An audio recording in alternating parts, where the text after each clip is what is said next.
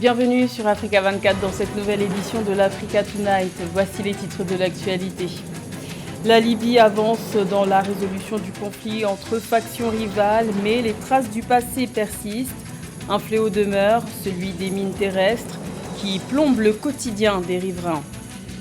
Retour des déplacés au Niger. Depuis le 20 juin, près de 6000 déplacés ont regagné leurs localités respectives. Une démarche qui s'inscrit dans le cadre du programme de retour élaboré par les autorités. Et retour sur les demi-finales allées de la Coupe de la Confédération de la CAF. Seul le club algérien JS Kabylie a su tirer son épingle du jeu dans ce carré final. Nous y reviendrons en détail dans cette édition. Mais tout d'abord, la Libye était au centre d'une nouvelle conférence à Berlin ces 23 et 24 juin. Il s'agit de la deuxième rencontre du genre organisée par l'Allemagne après celle de janvier 2020 pour contribuer à une solution au conflit libyen. Ce rendez-vous a connu pour la première fois la participation du gouvernement libyen, en plus de 14 pays et 4 organisations internationales, dont l'ONU et l'Union africaine. Deux objectifs figuraient au menu de cette rencontre, à savoir la tenue des élections prévues fin décembre 2021 et le retrait des forces étrangères. Des avancées ont d'ailleurs été annoncées sur le retrait des forces étrangères. La Libye se projette dans l'avenir en composant avec son passé depuis la fin de l'offensive menée par les troupes du maréchal Khalifa Haftar sur la capitale Tripoli en avril 2019. Un fléau persiste, celui des mines terrestres. Ces explosifs continuent de tuer de nombreux civils et militaires. Plus de détails avec Alexandre Ondoa.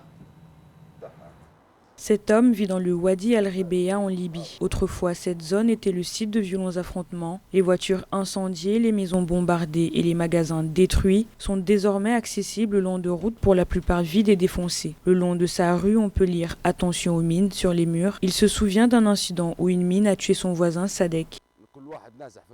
Pour être honnête, nous sommes 5 frères qui ont été touchés par la guerre. Nous avons tous été déplacés, personne ne nous soutient, personne ne nous parle. Un de mes voisins est revenu après la fin de la guerre. Il est venu prendre une photo de sa maison, mais une mine a explosé à côté de lui et il a été tué. Que Dieu ait pitié de lui et de tous les musulmans.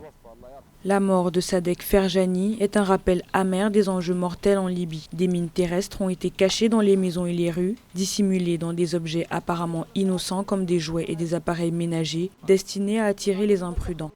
Le problème des mines est le plus difficile par rapport aux autres problèmes car nous avons des enfants et il est très difficile de se déplacer dans cette zone car il y a des mines enfouies sous terre. Nous avons collecté celles qui sont au sol et nous les avons traitées, mais nous devons former un comité pour s'attaquer à ceux qui sont sous terre afin que la vie puisse reprendre son cours normal.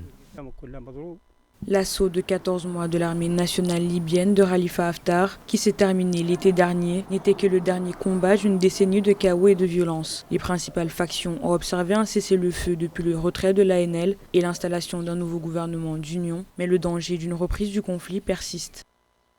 Également dans l'actualité au Niger, la région de Tillabéri a été le théâtre d'une nouvelle attaque terroriste. Dans la nuit de mardi à mercredi, des hommes armés non identifiés venus à bord de motos ont tué des civils dans le village de Fantio, localité située dans le sud-ouest du Niger, près de la frontière avec le Burkina Faso. Le bilan officiel fait état de 5 civils tués et de 2 autres blessés. Les assaillants ont également vandalisé une église. Notons que depuis 2017, cette région fait face à des attaques terroristes récurrentes. Au Niger, toujours où la sécurité assurée dans certaines localités permet aux déplacés de regagner leur domicile. Près de 6000 déplacés ont regagné leurs localités respectives depuis le 20 juin. Un retour qui s'effectue dans le cadre de la première étape du programme de retour de 130 000 personnes ayant été déplacées depuis 2015. Un programme initié par les autorités. Marie-Raphaël Antolo. Au Niger, près de 6 000 personnes, soit 2 000 ménages, sont retournés à Difa dans leurs localités respectives le 20 juin 2021. Ce retour s'effectue dans le cadre de la première étape du programme de retour de 130 000 personnes déplacées qui avait été annoncé à prendre effet dès le 20 juin 2021. Toutefois, le retour de ces déplacés intervient dans le cadre du projet de stabilisation des régions dans le Liptako-Gourma. Ce ne sera pas facile si on sait que la région de Difa totalise près de 300 000 réfugiés et déplacés de Boko Haram, dont des milliers vivent au-dessus du seuil de la pauvreté et aux dépens des populations locales. Des menaces qui ont empêché d'ailleurs l'acheminement et la distribution de vivres par le HCR. En tout état de cause, la situation sécuritaire reste encore précaire et évolue entre la ligne orange et la ligne rouge. En 2015, des centaines de personnes se sont déplacées de la région suite aux problèmes d'insécurité nés des attaques perpétrées par la secte terroriste de Boko Haram. Le ministre de l'Intérieur et de la Décentralisation a ainsi déclaré la nécessité pour les déplacés de rejoindre leurs zones respectives. Cette opération, d'après le ministre, constitue un instrument très important pour le renforcement de la résilience des populations et l'amélioration des liens de confiance entre les autorités et les populations de cette zone affectée par l'insécurité depuis des années. C'est surtout dans la région de Difa, sud-est, et dans celle de Tawa, de Talabiri, qu'il faut vraiment mettre l'accent pour régler de manière assez sécure le retour des populations déplacées. Il faut dire aussi que ça n'a été facile nulle part le retour des réfugiés en raison des coûts de sécurité, d'installation, d'accompagnement sanitaire et alimentaire et surtout en termes d'emploi, d'insertion dans le tissu social. Selon les données fournies par l'Union européenne, le pays compte à fin février 2021 quelques 234 000 réfugiés repartis dans les régions de Difa, Maradi, Tawa et Tillabéri. Cependant, le retour de centaines d'autres déplacés est envisagé pour les prochains jours. Rendre plus efficace le système licence, master, doctorat, c'est l'objectif du gouvernement ivoirien. Les autorités ivoiriennes ont décidé de réformer le système académique en privilégiant davantage un système LMD centré sur les besoins des apprenants en mobilisant notamment le monde professionnel. Les explications de Ange Noménio. La Côte d'Ivoire veut réformer son système d'enseignement. Pour prendre en compte les besoins des apprenants, le pays a décidé d'engager une refonte de son système d'enseignement supérieur le 16 juin 2021. Le cycle LMD sera donc plus efficient avec de nouveaux programmes et de nouveaux partenariats. Souvent, on dit, écoutez, en Afrique, les universités ne forment pas nécessairement pour le milieu de l'emploi. Après, on développe l'auto-emploi. Vous savez, nous, à l'Université du Québec à Montréal, plusieurs de nos formations, nos étudiants doivent faire des stages à même leur formation de niveau, comme vous dites, bachelor ou licence. Ce qui fait en sorte qu'en sortant du premier cycle, ils ont déjà une expérience pratique qui peut leur permettre de travailler. Alors ça aussi, ce sont des enjeux, des chantiers sur lesquels on pourrait travailler avec nos amis, nos collègues africains. Pour l'État ivoirien, la réforme du système LMD devrait passer par la mise à niveau urgente des infrastructures universitaires et des équipements pédagogiques. Le pilotage renforcé de la tutelle est également prévu avec la collaboration de plusieurs universités. Les collaborations que nous avons, que ce soit avec la Côte d'Ivoire, par le biais de collaboration avec l'université Félix Houphouët-Boigny, par exemple, ou l'université de Korogo. Bref, il y a une présence importante. Dans la mondialisation dans laquelle nous sommes, on ne peut pas vivre en autarcie, on ne peut pas fonctionner en autarcie. Et l'Université du Québec à Montréal est en lien avec des partenaires et contribue à accompagner et à travailler avec les partenaires. Le système LMD est officiellement entré en vigueur depuis la rentrée académique 2012-2013 en Côte d'Ivoire. Il a pour objectif d'améliorer l'employabilité des diplômés ainsi que la gouvernance des établissements d'enseignement supérieur.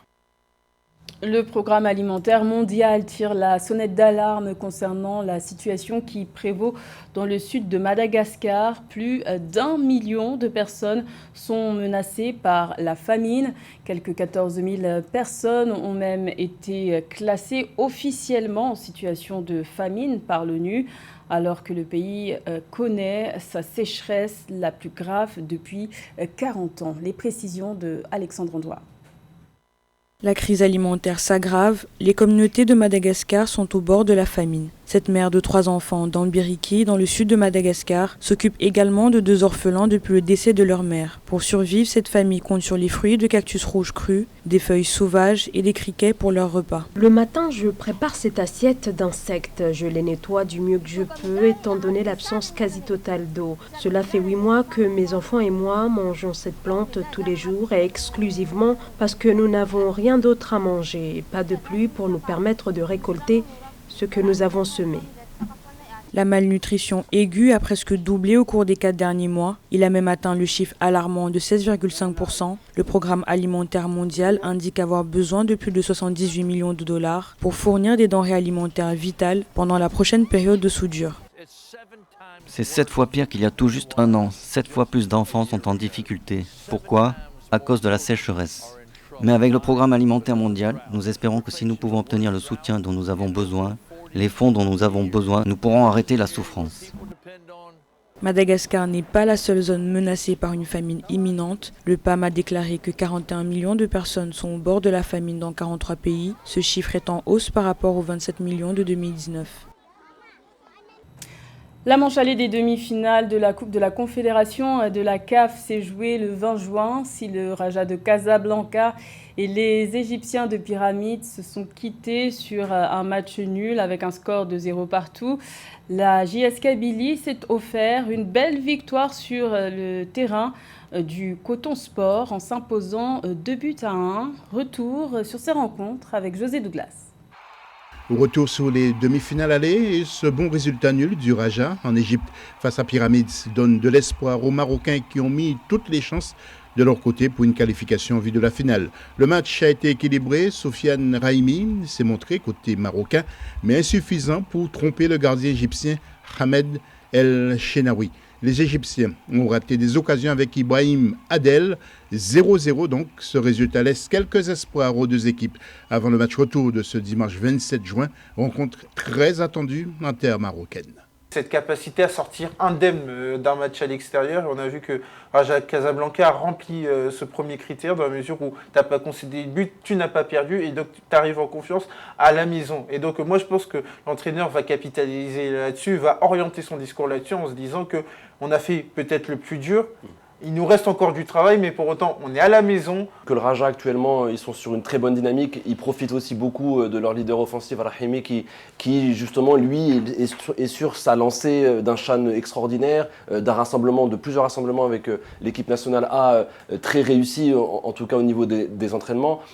L'autre match avec Coton Sport qui se fait piéger par la JS Kabylie, redoutable équipe algérienne qui a mis un pied en finale après sa victoire 2-1 à l'extérieur dans la ville de Yaoundé au Cameroun.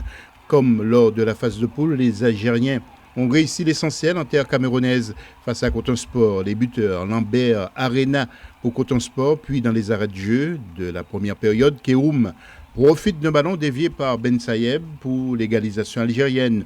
En seconde mi-temps, la JS Kabylie a fait du forcing pour obliger Pierre-François Matanda, pressé par les adversaires, à commettre l'irréparable en poussant le ballon dans son propre camp. Du côté du Coton Sport, tu as mené et donc tu étais en position d'avantage avant d'aborder le match retour. Mais déjà, tu te fais égaliser très rapidement et ensuite tu encaisses un deuxième but qui peut être rédhibitoire, notamment pour le match retour. En plus, un but contre son camp, donc c'est pas la meilleure des choses avant d'aller au match retour. Et ça confirme aussi la bonne santé du football algérien dans son ensemble. Donc voilà. Après, tout est possible au match retour, même si je pense qu'en Algérie, ça va être compliqué quand même pour Coton Sport. Rendez-vous ce dimanche 27 juin avec les demi-finales. Retour en vous rappelant la victoire à l'extérieur, très importante pour la JS Kabylie qui reçoit Coton Sport au stade du 5 juillet d'Alger avec la ferme intention de se qualifier pour la finale de la compétition. Et Raja de Casablanca face à Pyramides d'Égypte. Finale le 10 juillet 2021. C'était le journal de la rédaction. Merci de l'avoir suivi. L'information continue sur Africa 24.